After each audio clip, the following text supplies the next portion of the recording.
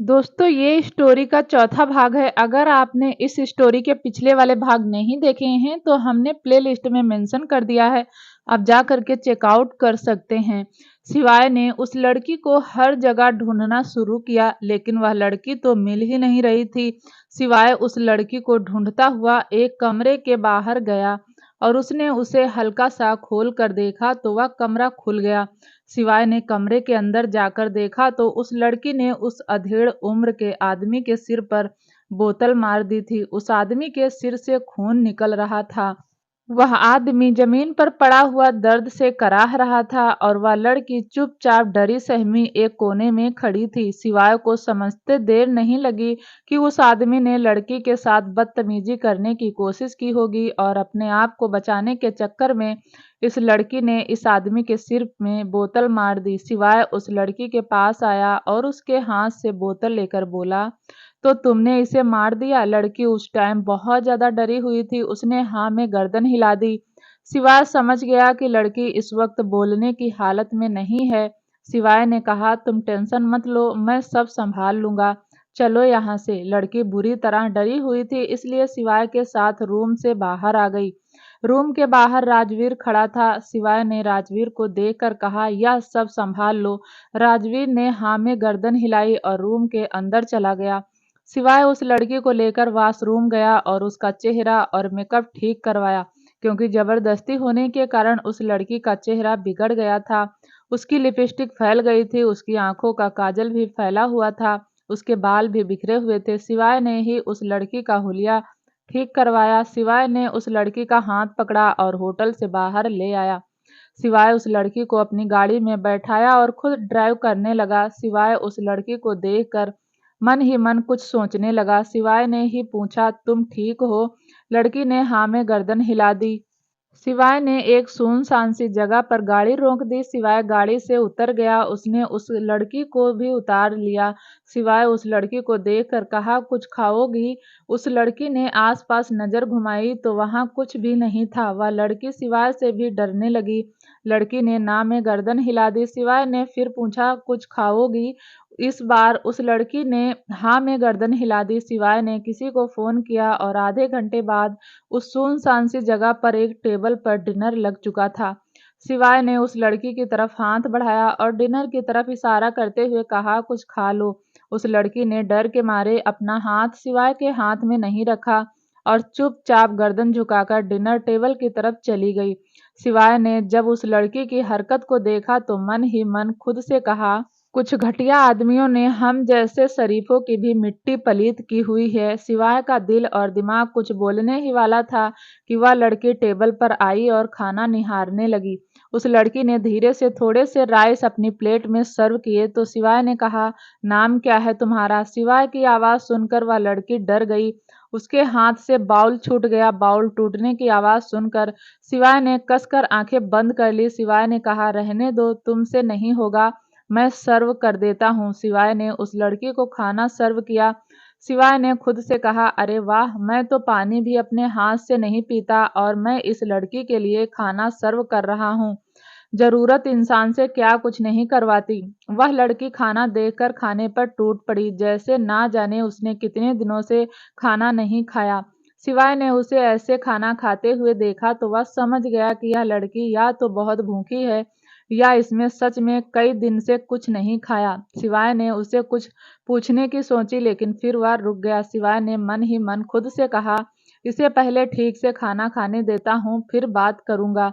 शिवाय के 2 बॉडीगार्ड और 4 सर्वेंट मुंह घुमाकर खड़े थे। कोई भी शिवाय और उस लड़की की तरफ नहीं देख रहा था। दूसरी तरफ दिव्यांश ने दृष्टि को पीछे से गले लगाया हुआ था।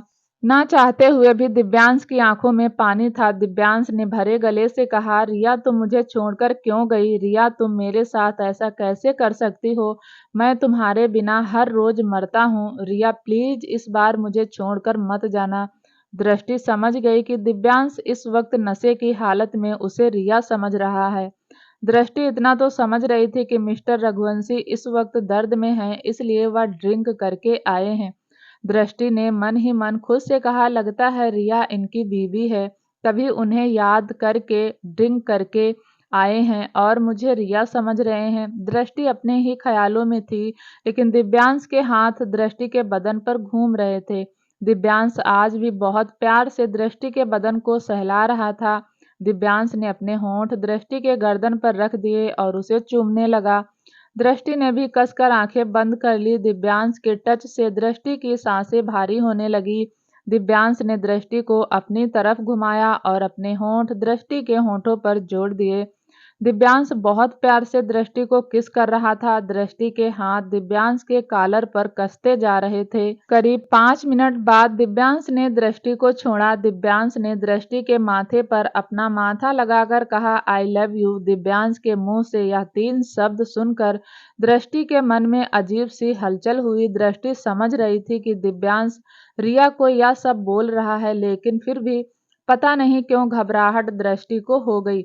दिव्यांश ने अगले ही पल दृष्टि को अपनी बाहों में उठा लिया और बेड पर ले आया। दिव्यांश ने टेबल पर पड़ा रिमोट उठाया और कमरे की लाइट ऑफ कर दी। बेशक दृष्टि यह सब मजबूरी में कर रही थी, लेकिन दिव्यांश के इतना प्यार से टच की वजह से दृष्टि उस लम्हे को एंजॉय करती थी। दिव्यांश ने दृष्टि के माथे पर किस किया। दिव्यांश अब भी अपने होश में नहीं था। दिव्यांश ने दृष्टि को अपने सीने से लगाया और सो गया, लेकिन दृष्टि की आंखों में नींद नहीं थी। दृष्टि ने अपना सिर दिव्यांश के सीने पर रखा हुआ था, लेकिन उसे ऐसा करने से बेचैनी हो रही थी। दृष्टि के मन में हजार सवाल चल रहे थे, जिसका जवाब दृष्टि के पास नहीं था। दृष्टि दिव्यांश से बहुत कुछ पूछना चाहती थी, लेकिन दृष्टि किस हक से पूछती। दिव्यांश के कहे वह 3 शब्द दृष्टि के कानों में बार बार गूंज रहे थे। दृष्टि ने मन ही मन खुद से कहा, पता नहीं मेरी जिंदगी में क्या हो रहा है। मिस्टर रघुवंशी कितने अकेले हैं, वह अपनी वाइफ को कितना याद करते हैं। ना चाहते हुए भी दृष्टि के मन में दिव्यांश रघुवंशी के लिए एक छोटी सी जगह बन गई। दृष्टि और दिव्यांश के बीच एक रिश्ता बन गया था, जो शायद दर्द का था। दृष्टि दिव्यांश के बारे में सोच रही थी और उसे कुछ याद आ रहा था। फ्लैशबैक। कुछ महीने पहले दृष्टि हवेली के गार्डन में बैठी थी और तभी उसके पास पूर्वी आई। पूर्वी दृष्टि की बहुत अच्छी सहेली थी। पूर्वी दृष्टि के पास बैठ गई। दृष्टि ने अंदाजे से पूर्वी का हाथ अपने हाथ में लेकर कहा, जब से मेरा एक्सीडेंट हुआ है तुम सबने तो मुझसे मिलना ही छोड़ दिया। पूर्वी ने कहा, ऐसा क्यों सोचती हो दृष्टि, तुम तो जानती ही हो एग्जाम थे इसीलिए नहीं आई। हम तेरे दोस्त हमेशा तेरे साथ रहेंगे, खासकर तेरा विशाल। दृष्टि ने एक टेढ़ी मुस्कान के साथ कहा, तुझे लगता है कि विशाल अभी मुझे प्रपोज करेगा? पूर्वी ने कहा, क्यों नहीं करेगा, सिर्फ इसीलिए कि तू देख नहीं सकती प्यार इन सबसे ऊपर होता है। विशाल तुझे ना जाने कब से वन साइड लव करता है, उसने तुझे कभी कहा नहीं और तू सब कुछ जान कर भी अनजान बनी रही। विशाल का जिक्र आया तो दृष्टि के चेहरे पर कहीं ना कहीं हल्की सी मुस्कान आ गई। दृष्टि ने कहा, तो क्या करती, मैं इंतजार कर रही थी कि कब वह मुझे प्रपोज करे, लेकिन वह इतना डरता है कि उसने कभी प्रपोज ही नहीं किया। पूर्वी ने कहा, अगर तुझे प्रपोज करेगा तो तू हाँ कर देगी? दृष्टि ने कहा, नहीं यार, भला एक अंधी लड़की से शादी करके उसे क्या मिलेगा? पूर्वी ने कहा, ऐसा नहीं कहते दृष्टि, वह तुझे आज भी उतना ही प्यार करता है जितना पहले करता था। इनफैक्ट अब तो तुझसे ज्यादा प्यार करने लगा है। तुझे यकीन नहीं तो मेरे साथ चल। पूर्वी दृष्टि को लेकर एक कैफे में आ गई, जहां विशाल अपने कुछ दोस्तों के साथ बैठा था। पूर्वी ने कहा, दृष्टि हमारे बिल्कुल पीछे विशाल अपने दोस्तों के साथ बैठा है। तू जानना चाहती है वह तुझे कितना प्यार करता है? मैं अभी दिखाती हूँ तुझे, यहाँ चुपचाप बैठकर हमारी बातें सुनना। पूर्वी फुल कॉन्फिडेंस के साथ खड़ी हुई और विशाल के पास जाकर बोली, विशाल तू दृष्टि को कब प्रपोज कर रहा है? पूर्वी की बात सुनकर विशाल जोर जोर से हंसने लगा। विशाल ने कहा, दिमाग खराब है तेरा, जो मैं उस अंधी को प्रपोज करूंगा? विशाल के मुंह से यह शब्द सुनकर पूर्वी की तो आंखें फैल गई। उसे तो यकीन ही नहीं हुआ कि वह शब्द विशाल के हैं। वह विशाल जो दृष्टि को कॉलेज में चुपके चुपके देखता था, वह विशाल जो दृष्टि के असाइनमेंट में उसकी हेल्प करता था, वह विशाल जो दृष्टि के साथ 5 मिनट अकेले बिताने के लिए परेशान रहता था। पूर्वी ने फिर भी बात को संभालते हुए कहा, विशाल क्या कह रहे हो तुम? विशाल ने कहा, क्या कह रहा हूँ? देख पूर्वी, मैं प्रैक्टिकल हूँ और प्रैक्टिकल लड़का कभी एक अंधी लड़की से शादी नहीं करेगा। तुम खुद ही बताओ, उससे शादी करके मुझे क्या मिलेगा? कुछ भी नहीं। मैं सारी जिंदगी उसका हाथ पकड़कर नहीं चला सकता। अगर वह देख सकती तो बात अलग थी, मैं उसके साथ घूमता फिरता अपनी जिंदगी अच्छी बिताता, लेकिन अब वह एक बोझ हो गई है। एक बोझ से कौन शादी करेगा? विशाल की बात सुनकर विशाल के दोस्त भी हंसने लगे। विशाल के एक दोस्त ने कहा, हाँ विशाल, तू ठीक कह रहा है। भला एक अंधी लड़की से शादी करके कौन अपने सिर पर बोझ रखकर चलेगा? तुझे तो उसका हर एक काम करना पड़ेगा। उसे नहलाने से लेकर उसके कपड़े पहनाने तक सब काम तुझे करना पड़ेगा, क्योंकि बेचारी वह तो देख नहीं सकती तो खुद कैसे करेगी? यह सब बात बोलकर उसके दोस्त हंसने लगे। पूर्वी का गुस्सा बढ़ता जा रहा था। पूर्वी ने लगभग चिल्लाते हुए कहा, अच्छा हुआ विशाल, तेरी असलियत पहले ही सामने आ गई। तेरे जैसा घटिया लड़का मैंने अपनी जिंदगी में नहीं देखा। तेरा प्यार ना हुआ गिरगिट हो गया, जो हर थोड़ी देर बाद रंग बदलता है। दृष्टि तुझे जच भी नहीं करती। तू देखना, दृष्टि के लिए कोई राजकुमार आएगा जो दृष्टि की आंखें बनेगा। विशाल ने हंसते हुए कहा, हाँ हाँ, देखता हूँ दृष्टि से कौन सा राजकुमार शादी करता है।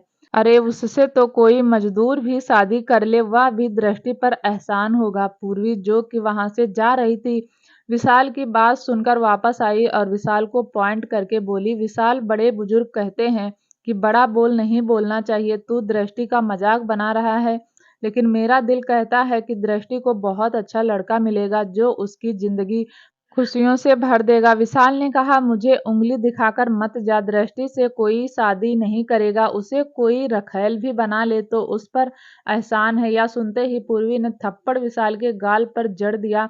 विशाल गुस्से में पूर्वी के ऊपर हाथ उठा पाता उससे पहले ही किसी मजबूत बाहों ने विशाल का हाथ पकड़ लिया और उसे झटक कर बोला, लड़कियों पर हाथ नहीं उठाते। इतनी घटिया बात ही क्यों बोलते हो कि लड़कियां हाथ उठाने पर मजबूर हो जाएं? वह लड़का कौन था किसी को नहीं पता। फिर वह लड़का विशाल का हाथ झटक कर चला गया। पूर्वी जाने को हुई तो विशाल ने फिर कहा, शर्त लगा ले पूर्वी, दृष्टि से कोई शादी नहीं करेगा। पूर्वी ने भी पलट कर कहा, तो लगी शर्त विशाल, अगर दृष्टि को तुझसे कहीं ज्यादा अमीर, smart, good looking, dashing, great personality वाला लड़का नहीं मिला तो जो तू कहेगा मैं करूंगी। लेकिन अगर उसे तुझसे कहीं गुना अच्छा लड़का मिला तो जो मैं कहूंगा वह तू करेगा। अगर मैं सबके सामने तुझे अपने जूते साफ करने के लिए कहूंगी तो वह भी तू करेगा।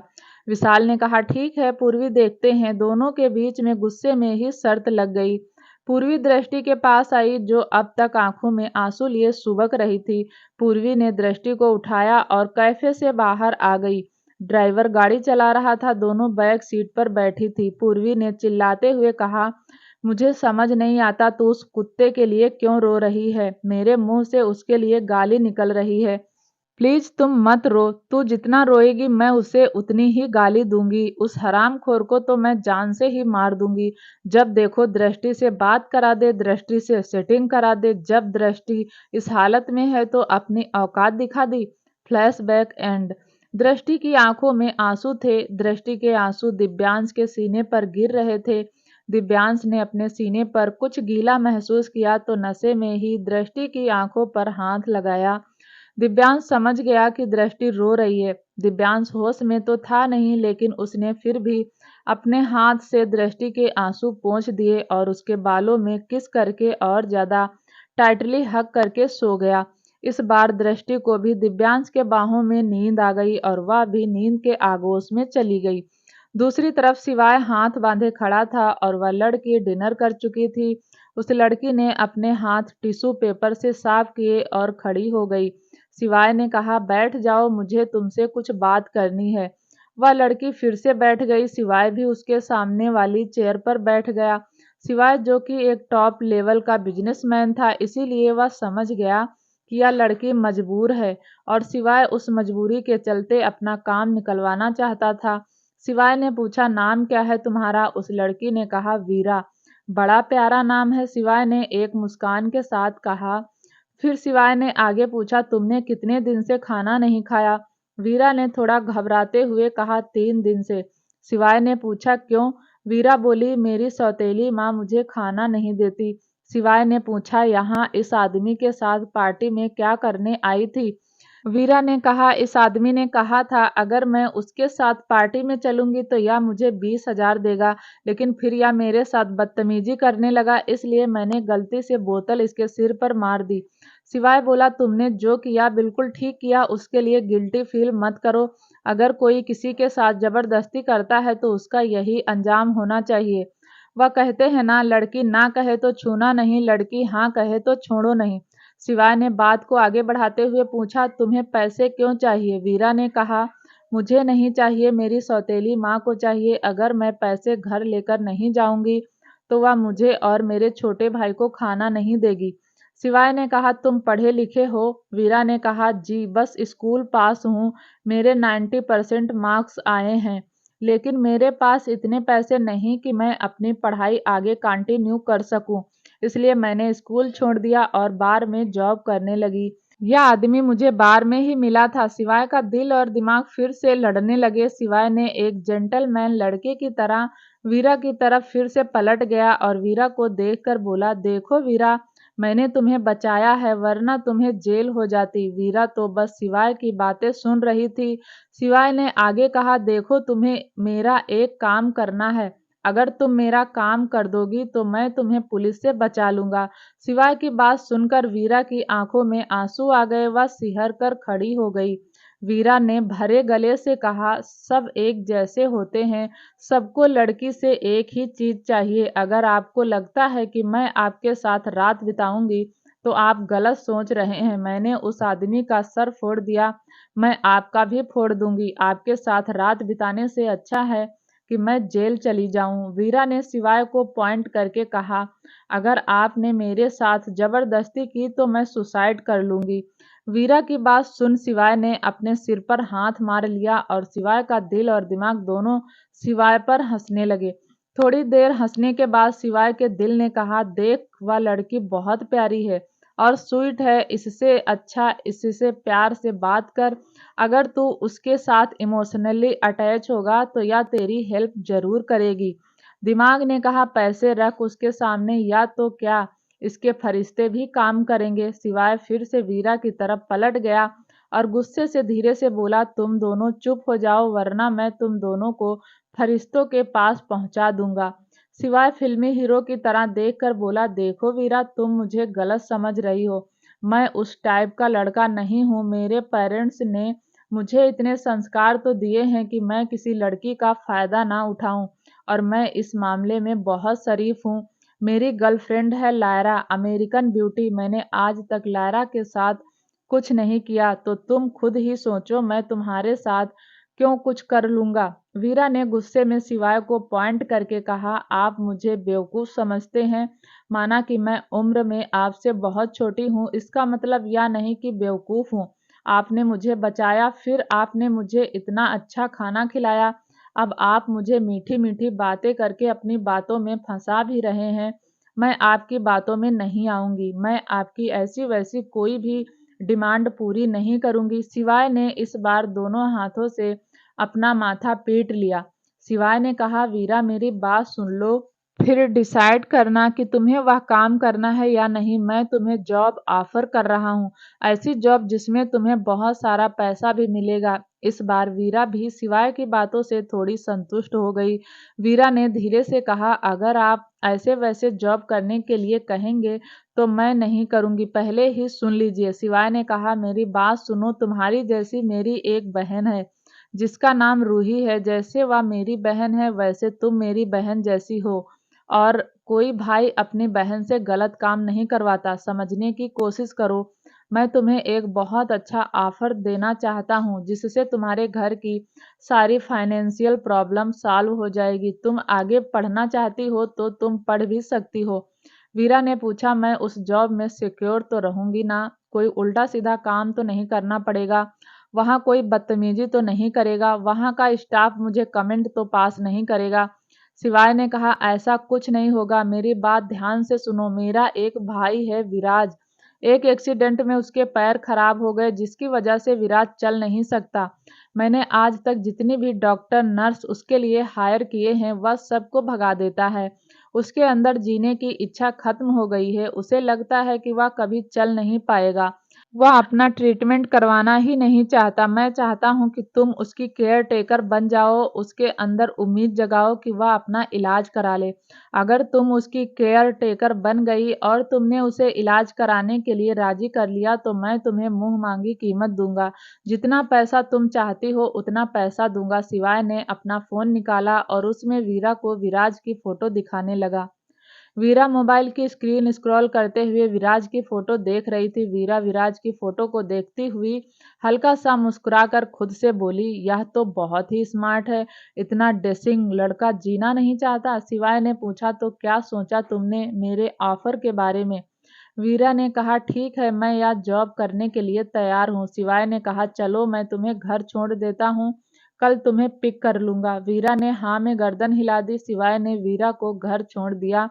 वीरा अपने घर के अंदर जाने लगी तो शिवाय ने उसे रोक कर कहा, वीरा, विराज तुम्हें जल्दी एक्सेप्ट नहीं करेगा। उसके लिए तुम्हें मेहनत करनी पड़ेगी। वह कुछ भी उठाकर मार देता है तो तुम अपने आप को स्ट्रांग बना लो, क्योंकि वह बहुत गुस्से वाला है। वीरा ने कहा, आप बेफिक्र रहिए, मैं सब कुछ सह लूंगी, लेकिन मुझे ऐसी दुनिया नहीं चाहिए जहां मुझे हर रोज अपनी इज्जत बचाने के लिए हर रोज भागना पड़े। ऐसी जिंदगी से अच्छा है कि मैं विराज सर की केयर टेकर बनकर रह लूं। शिवाय ने कहा, थैंक यू मुझे समझने के लिए। बाकी तुम पैसों की चिंता मत करना, तुम्हें पैसों की कमी नहीं होगी। वीरा ने हाँ में गर्दन हिला दी और अंदर चली गई। सिवाय वहां से सीधा रघुवंशी मेंशन आया। रात के 2 बज चुके थे। आर्या और सौर्य दोनों गार्डन में ही सो गए थे। सिवाय ने जब गार्डन में एंटर किया तो ना चाहते हुए भी उसकी नजर आर्या पर चली गई। आर्या सोते हुए बहुत प्यारी लग रही थी। आर्या के बाल नहीं थे तो उसने सर पर सौर्य का रुमाल बांधा हुआ था, जिसकी वजह से वह बहुत ज्यादा क्यूट लग रही थी, जैसे एक छोटा बच्चा बाल कटवा कर सो जाता है। ऐसे ही आर्या भी लग रही थी। शिवाय के चेहरे पर एक हल्की सी मुस्कान आ गई। शिवाय कुछ सेकंड तक आर्या को ही निहार रहा था, तभी उसके दिमाग ने कहा, अब अंदर भी चल, उसे देखता रहेगा तो उससे प्यार हो जाएगा। दिल ने कहा, कितनी मासूम लग रही है, कितनी प्यारी, थोड़ी देर और देख ले, इसे देखकर दिल को कितना सुकून मिलता है। दिमाग ने कहा, अंदर चल, अंदर, थक गया है तू, थोड़ा आराम कर ले, इसका और तेरा कोई फ्यूचर नहीं, वैसे भी कुछ ज्यादा ही इनोसेंट है, तेरी टाइप की नहीं है। सिवाय अपने दिल और दिमाग से इरिटेट हो गया और उसने दांत पीसते हुए कहा, तुम दोनों मुझे किसी को ताकने भी नहीं देते, चलो अंदर। सुबह मॉर्निंग दिव्यांश की जब आंख खुली तो उसने अपने हाथ पर भारीपन महसूस किया।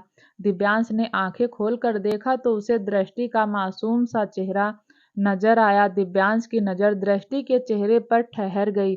दृष्टि के चेहरे पर हल्के हल्के बाल आए हुए थे, जिसे दिव्यांश ने धीरे से हटा दिया ताकि दृष्टि की नींद खराब ना हो। दिव्यांश दृष्टि को देख रहा था। दृष्टि के पतले पतले होंठ, भारी पलके, चांद सा रंग, कोई उसे एक बार ध्यान से देख ले तो अपना दिल दिए बिना न रुके। दृष्टि को देखकर दिव्यांश के चेहरे पर एक हल्की सी मुस्कुराहट आ गई। ना चाहते हुए भी दिव्यांश के होंठ दृष्टि के माथे को छू गए। जब दिव्यांश को महसूस हुआ कि दृष्टि भी उठने वाली है तो दिव्यांश वहां से चला गया। दृष्टि की आंख खुली तो उसने आसपास अंदाजे से हाथ लगाकर देखा तो दिव्यांश वहां नहीं था। दृष्टि ने मन ही मन खुद से कहा, शायद वह मेरे उठने से पहले ही चले गए। थोड़ी देर में बबीता दृष्टि के कमरे में आई। दृष्टि के तैयार होने में हेल्प करने लगी। दृष्टि मिरर के सामने बैठी थी और बबीता उसके बाल संवार रही थी।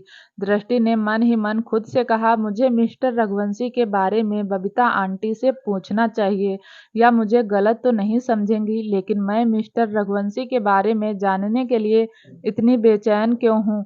मुझे क्यों जानना है कि रिया कौन थी? अपने आप से लड़ने झगड़ने के बाद भी दृष्टि से रहा नहीं गया तो उसने पूछ लिया, बबीता आंटी, क्या मैं आपसे कुछ पूछ सकती हूँ? क्या आप मुझे सच सच बताएंगी? बबीता तो पहले ही दृष्टि से काफी इम्प्रेस थी। बबीता ने कहा, हाँ क्यों नहीं, पूछो, तुम्हें क्या पूछना है? दृष्टि ने कहा, रिया कौन है आंटी? रिया का नाम सुनकर बबीता के हाथ रुक गए। बबीता ने कहा, तुम्हें रिया के बारे में किसने बताया? सर ने। दृष्टि ने कहा, नहीं आंटी, उन्होंने नहीं बताया। कल वह नशे में रिया रिया बड़बड़ा रहे थे। बबीता ने पूछा, पहले तुम एक बात बताओ, क्या तुम्हें सर बहुत परेशान करते हैं? क्या वह तुम्हें दर्द देते हैं? दृष्टि ने कहा, नहीं आंटी, वह मुझे दर्द नहीं देते, वह बहुत प्यार से रखते हैं। इतनी प्यार से कि कहीं ना कहीं मुझे भी अच्छा लगता है। पर आप प्लीज यह बात उन्हें कभी मत बताइएगा। कभी भी नहीं। वादा कीजिए कि आप यह बात कभी मिस्टर रघुवंशी को नहीं बताएंगी। बबीता ने दृष्टि के हाथ पर हाथ रखकर कहा, वादा करती हूँ कभी नहीं बताऊंगी। दृष्टि की बात सुनकर लगता कहीं ना कहीं खुश थी कि मिस्टर रघुवंशी इस लड़की के साथ रूडली पेश नहीं आते। बबीता अपने ही ख्यालों में थी कि तभी उसके कानों में दृष्टि की आवाज पड़ी, बताइए ना आंटी, रिया कौन है? क्या वह मिस्टर रघुवंशी की? बबीता को पता नहीं ऐसा क्यों लगा कि दिव्यांश का खालीपन दृष्टि ही भर सकती है। बबीता ने दृष्टि के बालों को बनाते हुए कहा, नहीं नहीं दृष्टि, वह उनकी बीवी नहीं थी, उनकी मंगेतर थी। वह दोनों शादी करना चाहते थे इस साल और रिया की शादी फिक्स हो गई थी। रिया को सर के लिए उनकी मां ने पसंद किया था। दोनों की अरेंज मैरिज थी, लेकिन सर को फिर भी रिया से बहुत प्यार था। तुम्हें पता है दृष्टि, सर की जिंदगी में रिया पहली लड़की थी जो उनके करीब गई थी, वरना सर को तो लड़कियों से खास लगाव नहीं है। वह किसी को अपने आसपास नहीं आने देते। कितनी ही लड़कियों का दिल तोड़ा है उन्होंने, जब जाकर रिया उन्हें पसंद आई। दृष्टि ने पूछा, तो अब रिया कहाँ है? क्या उनका ब्रेकअप हो गया? क्या वह मिस्टर रघुवंशी को छोड़कर चली गई, या वह किसी और से प्यार करती थी? बबीता ने दृष्टि के बालों में पिन लगाते हुए कहा, हाँ दृष्टि, रिया हमेशा हमेशा के लिए सर को छोड़कर चली गई है। एक एक्सीडेंट में उनकी डेथ हो गई। तब से दिव्यांश सर और अकेले पड़ गए, किसी से मिलते नहीं, अपनी फैमिली से तो बिल्कुल नहीं मिलते। पहले उन्हें गुस्सा बहुत कम आता था, लेकिन अब बहुत ज्यादा आता है। घर में कोई भी नौकर नहीं, क्योंकि उन्हें घर में आदमियों का रहना बर्दाश्त नहीं होता। सर को अकेला रहना ही पसंद है, वह अकेला ही रहना चाहते हैं। दृष्टि समझ गई कि रिया की डेथ भी उसी एक्सीडेंट में हुई जिस एक्सीडेंट की वजह से वह यहाँ फंस गई है। दृष्टि अपने ही ख्यालों में थी कि तभी उसके कानों में बबीता की आवाज सुनाई दी, तुम्हें पता है दृष्टि, यह जो कपड़े तुम पहनती हो यह सब रिया के हैं। सर ने रिया का कोई भी सामान खुद से अलग नहीं किया। तुम उनकी जिंदगी की दूसरी लड़की हो जो उनके इतना करीब गई जितना रिया भी नहीं गई। दृष्टि कुछ कहती उससे पहले ही दिव्यांश की आवाज आई, बबीता आंटी, मुझे ऑफिस जाना है, नाश्ता दे दीजिए। बबीता ने दृष्टि से कहा, मैं अभी आती हूँ। बबीता चली गई और दृष्टि को बेचैनी हो गई। दृष्टि के कानों में बार बार कुछ यूं आवाजें गूंज रही थी, I love you, I love you. तुम उनकी जिंदगी की दूसरी लड़की हो जो उनके इतना करीब गई। सर को अकेले रहना पसंद है, या कपड़े रिया के हैं? दृष्टि ने अपने दोनों कानों पर हाथ रख दिए। दृष्टि के चेहरे पर पसीना आ गया। दृष्टि को घबराहट हो रही थी। दृष्टि अंदाजे से खिड़की के पास गई जहां हल्की हल्की ठंडी हवाएं चल रही थी। उन हवाओं में दृष्टि को कुछ सुकून मिला। दूसरी तरफ सिवाय रघुवंशी के हाथ में पानी का पाइप था, वह शौर्य और आर्या पर पानी डाल रहा था। शौर्य ने गुस्से में कहा, सिवाय कितनी बार कहा है कि मेरी आर्या को परेशान मत कर, तेरा सारा काम मैं कर दूंगा। शिवाय ने कहा, पानी तो मैं तुझ पर ही डाल रहा था, लेकिन तेरी आर्या तेरे पास बैठी थी तो मैं क्या करूं? खैर छोड़ो, मैं तुझसे बाद में सोया था पर तुझसे पहले उठ गया। अब तू भी उठ जा, आज शाम को मेरे मेंशन में पार्टी है, तो सारा काम तू और तेरी बहन करेंगी। शौर्य उठा और उसने अपने साइड से पानी झाड़ा और काम पर लग गया। शिवाय भी गार्डन में सोफे पर बैठ गया और अपनी कॉफी का मजा लेते हुए शौर्य को काम करते देख रहा था। शौर्य बार बार आर्या को एक जगह खड़े रहने के लिए कहता है और फिर काम करने लगता है, लेकिन आर्या बार बार शौर्य की हेल्प करने के लिए आगे आ जाती है। शिवाय उन दोनों को देख रहा था और मन ही मन मुस्कुरा कर बोला, क्या बात है, दोनों भाई बहन एक दूसरे से कितना प्यार करते हैं। मेरी तो आंखों में आंसू आ गए। शिवाय के दिल और दिमाग कुछ बोलने को हुए, तभी शिवाय ने दांत पीसते हुए कहा, चुप, एकदम चुप। अभी मैं तुम दोनों की बकवास सुनने के मूड में नहीं हूँ। करीब 2 घंटे बाद गार्डन में धूप आने लगी। शिवाय उठकर अपने कमरे में चला गया और बालकनी से शौर्य और आर्या को काम करते हुए देखने लगा। धूप तेज हो गई थी तो शौर्य ने आर्या को एक पेड़ के नीचे खड़ा कर दिया और खुद काम करने लगा। लेकिन आर्या तो मानने वाली नहीं थी। वह बार बार शौर्य के पास जाती और उसकी हेल्प करने लगती। फाइनली शौर्य को आर्या के जिद के आगे झुकना पड़ा और फिर वह दोनों भाई बहन मिलकर गार्डन में पार्टी की अरेंजमेंट करने लगे। सिवाय अब भी अपने कमरे की बालकनी से खड़ा हुआ उन दोनों को देख रहा था। उसके पीछे राजवीर हाथ बांधे खड़ा था। राजवीर शिवाय से कुछ कहना चाहता था, लेकिन उसकी हिम्मत शिवाय से कुछ भी कहने की नहीं थी। थोड़ी देर देखने के बाद शिवाय बालकनी के झूले पर बैठ गया और लैपटॉप में कुछ करने लगा। शिवाय ने राजवीर को बिना देखे कहा, कुछ कहना चाहते हो? राजवीर तो कह सकते हो। राजवीर को मौका मिल गया। राजवीर ने कहा, सर आज शाम को पार्टी में ओबराय ब्रदर्स भी आएंगे और आप अच्छे से जानते हैं कि वह दोनों भाई कितने अय्याश हैं, खासकर लड़कियों के मामले में। अगर अभय और अजय की नज़र लिटिल गर्ल पर पड़ गई तो आप समझ रहे हैं ना मैं क्या कहना चाहता हूँ। शिवाय ने राजवीर की तरफ नहीं देखा और अपने लैपटॉप पर काम करते हुए कहा, पड़ गई तो पड़ गई, उसका भाई तो उसे बचाने के लिए है। जब उसका भाई सिवाय रघुवंशी से टकराने की हिम्मत रखता है तो सोचो अभय और अजय का क्या क्या करेगा। राजवीर ने अब एक और शब्द नहीं बोला, लेकिन राजवीर को आर्या की टेंशन होने लगी। आज राजवीर ने मन ही मन एक डिसीजन लिया कि अगर ओबराय ब्रदर्स ने आर्या को कुछ भी कहा तो वह भूल जाएगा कि उसने खुद को सिवाय रघुवंशी को बेच दिया है। दूसरी तरफ सिवाय रघुवंशी सुबह ही वीरा को विराज के घर के बाहर छोड़ आया था। आगे का सफर वीरा को अकेले ही तय करना था। वीरा ने जैसे ही मेन गेट खटखटाया, दीनू काका ने गेट खोला। दीनू काका ने जैसे ही वीरा को देखा, वह भी वीरा को देखकर खुश हो गए, क्योंकि वीरा ने एक कॉटन का लाइट ब्लू कलर का सूट पहना था और दीनू काका को ऐसी लड़कियां बहुत अच्छी लगती थी जो ट्रेडिशनल कपड़े पहन कर रहती थी। दीनू काका ने वीरा को देखा तो मुस्कुराकर कहा, तुम्हारा नाम वीरा है? सिवाय बेटे ने भेजा है। वीरा ने हाँ में गर्दन हिला दी। दीनू काका ने वीरा को विला के अंदर बुलाया। वीरा की तो आंखें विला को देखकर बड़ी हो गईं। विला बहुत सुंदर था। वीरा ने पहली बार हकीकत में ऐसा विला देखा था, वरना तो हमेशा टीवी और मोबाइल में ही देखा था। वीरा की पलकें तो झपकना ही भूल गई थी। इतना सुंदर घर देखकर वीरा के चेहरे की खुशी अलग नजर आ रही थी। वीरा ने बिंदास कहा, यह घर तो बहुत सुंदर है और कितना बड़ा भी, इसमें तो हमारी आधी कॉलोनी समा जाए। वीरा की बात सुनकर दीनू काका के चेहरे पर एक मुस्कान आ गई। दीनू काका ने कहा, बिटिया कुछ खाओगी? वीरा ने कहा, नहीं काका, मुझे विराज सर से मिला दीजिए। दीनू काका ने कहा, मिला दूंगा बिटिया, अभी तुम थोड़ा आराम कर लो। यह तुम्हारा कमरा है, मैं तुम्हारा सामान रखवा देता हूँ। वीरा ने कहा, मेरे पास कुछ सामान नहीं है। सिवाय सर ने कहा था कि सब कुछ मुझे विला में ही मिल जाएगा, आप बस मुझे विराज सर से मिला दीजिए। वीरा के कई बार कहने पर दीनू काका ना चाहते हुए भी वीरा को विराज के कमरे की तरफ ले जाने लगे, लेकिन मन ही मन सोच रहे थे कि कहीं विराज सर इस लड़की पर बरस न जाएं। दीनू काका ने कहा, बिटिया यही कमरा है, पर ध्यान से जाना, बहुत गुस्से वाले हैं। वीरा ने हाँ में गर्दन हिला दी। वीरा ने कहा, आप जाइए, मैं देख लूंगी। दीनू काका वहां से जाना तो नहीं चाहते थे, लेकिन सिवाय का आर्डर था कि वीरा जो कहेगी वह करेगा, इसलिए दीनू काका वहां से चले गए। वीरा ने विराज के कमरे का गेट खटखटाया, लेकिन अंदर से कोई आवाज नहीं आई। करीब 30 सेकंड खड़े रहने के बाद वीरा ने गेट हल्का सा धकेल कर देखा तो गेट खुल गया। वीरा ने जैसे ही कमरे के अंदर कदम रखा, उसके माथे पर एक फ्लावर पोट आकर लगा। अगले ही पल वीरा के माथे से खून निकलने लगा। वीरा ने अपने दोनों हाथों से अपना माथा पकड़ लिया।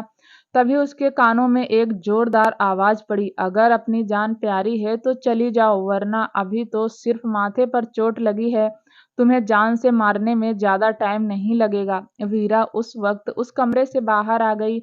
वीरा के माथे से खून निकल रहा था। उसने अपने दुपट्टे से अपना माथा बांध लिया। थोड़ी देर रिलैक्स करने के बाद वीरा ने फिर से गेट खटखटाया। वीरा ने कहा, सर आप मुझसे बात तो करिए। सर एक बार मेरी बात सुन लीजिए, उसके बाद आप कहेंगे तो मैं चली जाऊंगी। विराज ने गुस्से में कहा, मुझे कुछ नहीं सुनना, चुपचाप चली जाओ वरना तुम्हारे लिए अच्छा नहीं होगा। वीरा ने फिर कहा, सर प्लीज मैं आपसे आपके 5 मिनट मांगती हूँ सर, मुझसे प्लीज 5 मिनट बात कर लीजिए, उसके बाद मैं चली जाऊंगी। विराज ने कहा, किस हक से मुझसे 5 मिनट मांग रही हो? तुम्हारे लिए मेरे पास 5 सेकंड भी नहीं है, तो अपनी बकवास बंद करो और चुपचाप चली जाओ, और सिवाय रघुवंशी से कह देना कि नेक्स्ट टाइम किसी भी लड़के या लड़की को मेरे पास ना भेजे। वीरा भी हार मानने वाली नहीं थी। वीरा ने फिर कहा, मैं रिक्वेस्ट करती हूँ सिर्फ 5 मिनट, 5 मिनट मुझसे बात कर लीजिए। विराज ने गुस्से में कहा, तुम कितनी जिद्दी लड़की हो। वीरा ने भी कहा, आप भी तो जिद्दी हैं। भगवान ने जिद करना सिर्फ अमीरों के नसीब में लिखा है, जिद्दी तो कोई भी हो सकता है। मैं भी जिद्दी हूँ। विराज ने फिर कहा, मैं तुमसे बात करने के मूड में नहीं हूँ, चुपचाप चली जाओ। शिवाय ने तुम्हें पैसों का लालच दिया होगा, मैं तुम्हें शिवाय से डबल पैसे दूंगा, लेकिन यहाँ से चली जाओ। वीरा ने कहा, नहीं जाऊंगी तो क्या करेंगे, मुझे मारेंगे? विराज ने फिर से चिल्लाते हुए कहा, चुपचाप चली जाओ, मेरे गुस्से का इम्तहान मत लो वरना मेरा गुस्सा बेवजह तुम पर ही उतर जाएगा। इस बार वीरा ने सीधा विराज के दिल पर वार किया। वीरा ने कहा, मुझे नहीं पता था विराज रघुवंशी इतना कमजोर है कि एक लड़की से 5 मिनट बात नहीं करना चाहता। मैं बेकार में कमजोर आदमी के लिए अपना वक्त बर्बाद करने आ गई। अगले ही पल वीरा ने मन ही मन खुद से कहा, क्या डायलॉग मारा है, वक्त बर्बाद करने आ गई? तेरे पास तो वक्त ही वक्त है, तुझे कौन सा प्रधानमंत्री की पोस्ट की शपथ ग्रहण करनी है? वीरा की यह बात सुनकर विराज का गुस्सा बढ़ गया और उसने गुस्से में कहा, ठीक है, सिर्फ 5 मिनट। यह मत सोचना कि मैं तुम्हारी बातों से इम्प्रेस हो गया, लेकिन मैं कमजोर नहीं हूँ, समझी तुम? वीरा कमरे के अंदर आने लगी तो विराज ने उसे रोकते हुए कहा, जो बात करनी है कमरे के बाहर खड़ी होकर करो, अगर अंदर आई तो ऐसा ना हो कि मैं दोबारा तुम्हारे ऊपर कुछ फेंक कर मार दूं। वीरा जहां खड़ी थी वहीं रुक गई। वीरा को समझ नहीं आ रहा था कि वह बात कैसे शुरू करे। वीरा कुछ देर तक खामोश खड़ी रही। वीरा ने मन ही मन खुद से कहा, तूने 5 मिनट मांग तो लिए, पर तू बात क्या करेगी? 5 मिनट में कैसे कन्विंस करेगी? हे भगवान, क्या करूं मैं? विराज ने चिल्लाकर कहा, 5 मिनट चुप रहने का इरादा है? वीरा ने कहा, नहीं सर, मुझे आपसे पूछना था कि आप अपना इलाज क्यों नहीं करवाना चाहते? विराज ने गुस्से में कहा, तुम मेरा इंटरव्यू लेने आई हो यह बात पूछने के लिए? इतनी रिक्वेस्ट कर रही थी, मैं इस बात का जवाब दे दूंगा तो तुम यहाँ से चली जाओगी। वीरा ने कहा, जाने के लिए तो नहीं आई हूँ, लेकिन अगर आपकी बात से संतुष्ट हुई तो चली जाऊंगी। विराज ने एक कड़वी हंसी के साथ कहा, जहां तुम खड़ी हो वहां से तुम्हें दुनिया अच्छी दिखाई देती है, जहां मैं हूं वहां से दुनिया बहुत बुरी। मैं चल नहीं सकता, मेरा इलाज कभी नहीं होगा, मैं किसी के रहमो करम पर नहीं रहना चाहता, मेरी हालत बहुत बुरी, इतनी कि अगर मुझे सुसाइड करने का मौका मिलता तो मैं कर लेता, लेकिन मैं सुसाइड भी नहीं कर सकता क्योंकि मजबूर हूँ। वीरा कहीं ना कहीं विराज के दिल पर का दर्द समझ रही थी। वीरा ने कहा, आपको अपनी जिंदगी मुश्किल लगती है, आपको जीना अच्छा नहीं लगता, आपको लगता है कि दुनिया की जितनी भी प्रॉब्लम है सब आपकी लाइफ में है। विराज ने कहा, समझदार हो, समझ गई, अब जा सकती हो। वीरा ने कहा, अगर आपको लगता है कि आपकी जिंदगी बहुत मुश्किल है तो क्या आप मेरी एक कहानी सुनेंगे? विराज ने ना चाहते हुए भी कहा, बोलो। वीरा के सिर में चोट लगने की वजह से काफी दर्द था, लेकिन वह गेट पर ही धीरे धीरे दीवार से टेक लगाकर बैठ गई। वीरा ने कहा, तो सुनिए, मैं आपको बताती हूँ, जिंदगी मुश्किल होती है तो कैसी होती है। एक लड़की थी 8 साल की, ठीक से अपने ऊपर डिपेंड भी नहीं थी कि उसकी माँ की डेथ हो गई, पीछे छोड़ गई अपना 1 साल का बेटा। 8 साल की लड़की को खुद संभलना नहीं आता था, लेकिन उसने अपने 1 साल के भाई को संभाला, जैसे तैसे अपने भाई का और अपना पेट भरती थी। बाप ने अभी उन बच्चों की परवाह नहीं की और 6 महीने में दूसरी शादी कर ली। सौतेली माँ ने उस लड़की को जी भरकर टॉर्चर किया। वह लड़की छोटी सी उम्र में घर का सारा काम करने लगी, अपने छोटे भाई को भी संभालती थी, फिर भी उसकी सौतेली माँ का जी नहीं भरा। उन दोनों भाई बहन को कभी खाना नहीं देती, कभी कभी तो 2 दिन तक नहीं देती थी। वह लड़की बड़ी हो गई। स्कूल पास करने के बाद उसने अपनी पढ़ाई छोड़ दी, क्योंकि उसकी सौतेली माँ ने कहा कि कमा कर लाओ तभी खाना मिलेगा। जिस उम्र में लड़की को कॉलेज में एडमिशन लेकर अपने सपने पूरे करने चाहिए थे, उस उम्र में वह डांस बार में वेटर की जॉब करने लगी। रोज एक भेड़िए से खुद को बचाती, रोज कुछ पैसों के लिए गंदी नजरें बर्दाश्त करती, दुनिया के जानवरों से खुद को बचाने के लिए रोज लड़ती। फिर एक दिन उसे एक फरिश्ता मिला जिसने उसे एक केयर टेकर की जॉब ऑफर की। दूसरी तरफ आप हैं जिसके पास बेशुमार दौलत है, सिवाय रघुवंशी जैसे भाई हैं जो आपके लिए जान देने के लिए भी तैयार हैं। एक एक्सीडेंट में आपके पैर क्या खराब हो गए, आपने जीने की उम्मीद ही छोड़ दी। अगर आपका उस लड़की का कंपैरिजन करूं तो उस लड़की को तो कब की सुसाइड कर लेनी चाहिए थी, लेकिन उस लड़की ने सुसाइड नहीं की, अपनी जिंदगी से लड़ी। अपने खराब हालातों में भी वह डट कर खड़ी रही। वीरा ने अपने आंसू पोंछते हुए कहा, आपको पता है सर, उस लड़की को कभी किसी ने प्यार नहीं किया। क्या विराज वीरा को रुकने देगा या मेंशन से भगा देगा? क्या शौर्य अपनी बहन आर्या को मेंशन के अंदर भेजेगा? क्या आर्या के साथ कुछ गलत होने वाला है? आखिर क्या होने वाला है दृष्टि के साथ? दोस्तों, जानने के लिए प्लीज़ चैनल को लाइक शेयर सब्सक्राइब जरूर करें ताकि जब भी वीडियो डालें आपको नोटिफिकेशन तुरंत मिले। तब तक के लिए नमस्कार, धन्यवाद।